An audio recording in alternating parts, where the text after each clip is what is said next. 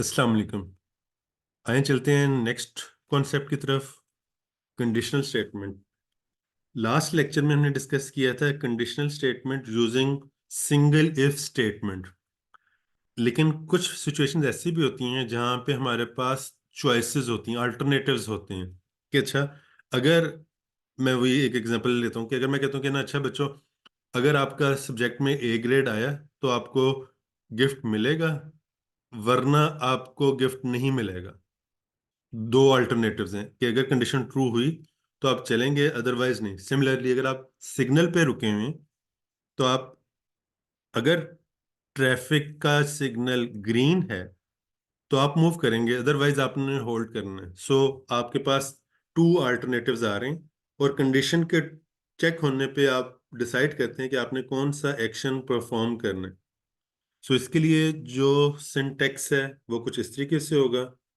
आपके पास इफ का कीवर्ड है, उसके बाद आप कंडीशन चेक करेंगे, देन का कीवर्ड है, देन उसके बाद सेट ऑफ स्टेटमेंट्स हैं। अगर, ये बच्चों ध्यान से सुनिएगा, सो इट मीन्स के अगर ये कंडीशन ट्रू हो जाती है तो ये सेट ऑफ स्टेटमेंट्स जो इस ब्लॉक में हैं ये एग्जीक्यूट होंगी, और वो सेट ऑफ स्टेटमेंट्स जो एल्स का पार्ट हैं वो एग्जीक्यूट नहीं होंगी।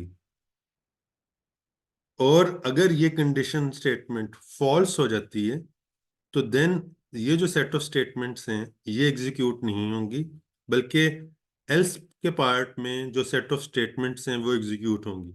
और सिमिलरली यहाँ पे हम एंड इफ इसको कर रहे हैं, बता रहे हैं कि अच्छा यहाँ पे ये पूरे का पूरा जो ब्लॉक है इसका वो खत्म हो रहा है।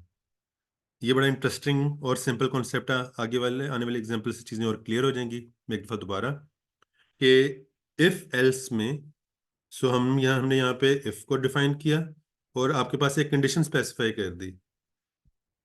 उसके बाद हमने कहा कि अच्छा, अगर ये पर्टिकुलर कंडीशन ट्रू हो तो सेट ऑफ स्टेटमेंट्स एग्जीक्यूट होंगी, और अगर ये कंडीशन ट्रू नहीं होती तो आपके पास एल्स में जो सेट ऑफ स्टेटमेंट्स हैं वो एग्जीक्यूट होंगी, और एंड पे आपके पास आ जाएगा एंड इफ। मींस या फिर ये सेट ऑफ स्टेटमेंट्स एग्जीक्यूट होंगी या फिर ये सेट ऑफ स्टेटमेंट्स एग्जीक्यूट होंगी। ऐसा नहीं हो सकता हरगिज कि ये दोनों सेट ऑफ स्टेटमेंट्स एग्जीक्यूट हों या दोनों ही ना हो। किसी एक ने एग्जीक्यूट होना ही होना है, क्योंकि ये जो आप कंडीशन यहाँ पे स्पेसिफाई करेंगे ये या ट्रू होगी या फॉल्स होगी। अगर ये कंडीशन ट्रू हो जाती है तो ये वाली स्टेटमेंट्स एग्जीक्यूट हो जाएंगी, अदरवाइज एल्स के ब्लॉक के अंदर जो स्टेटमेंट्स हैं वो एग्जीक्यूट होंगी। नेक्स्ट एग्जांपल करते हैं तो चीजें और क्लियर हो जाएंगी। सो रियल वर्ल्ड एग्जांपल से स्टार्ट करते हैं यहां से आपको कि if it's a school day. So ये आपके पास एक कंडीशन आ गई कि अगर आपका स्कूल डे है तो देन आप बैग को पैक करेंगे। अगर स्कूल डे नहीं है, लेट्स से हॉलीडे है, तो आप बैग को पैक करेंगे नहीं, क्या करेंगे, लेट्स से सो ही रहेंगे। सो इफ अगर स्कूल डे है देन आपने ये एक्टिविटी परफॉर्म की।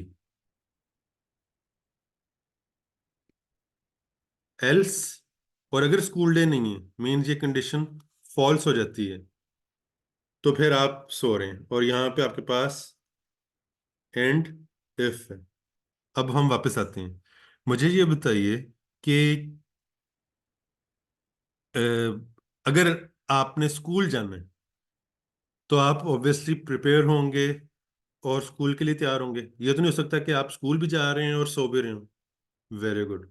सो जैसे हमने डिस्कस किया कि ये जो पर्टिकुलर कंडीशन है ये या ट्रू होगी।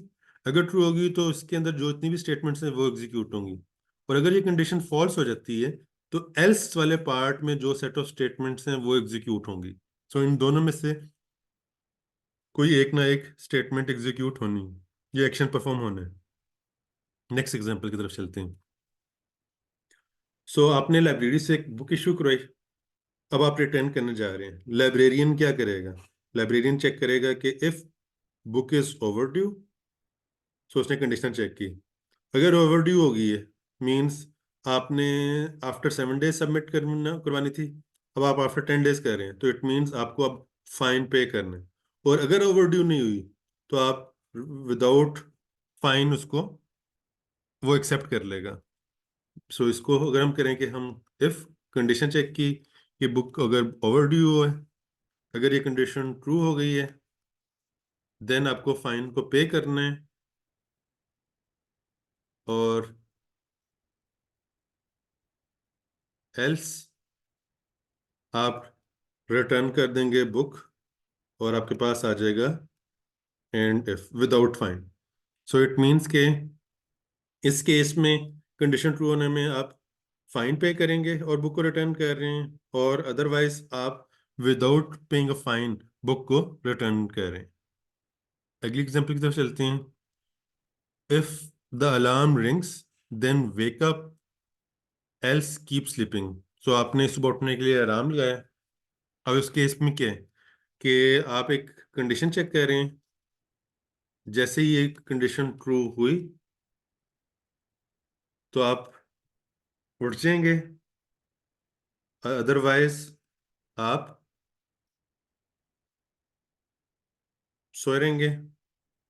सो आप ये नहीं हो सकता कि एक ही वक्त में सो भी रहे हो और उठ भी गए हो। होपफुली आप मेरा पॉइंट गेट कर रहे होंगे। Very good. Similarly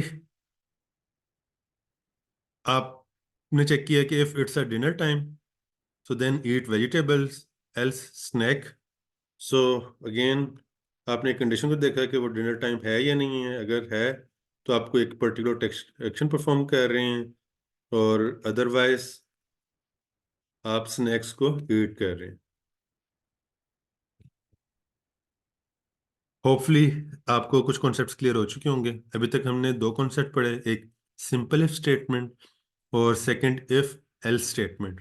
if statement में सिर्फ हम एक पर्टिकुलर कंडीशन के ट्रू होने पे कोई एक्शन परफॉर्म करना चाहें तो वो हो रहे हैं। इफ एल्स के केस में मेरे पास चॉइसेस हैं, अल्टरनेट्स हैं, कि अगर कंडीशन ट्रू होगी तो मुझे सेट ऑफ एक्शन परफॉर्म करनी है, अगर कंडीशन ट्रू नहीं होगी तो मुझे ये सेट ऑफ एक्शन परफॉर्म करने हैं। Thank you so much, take care, अल्लाह हाफिज।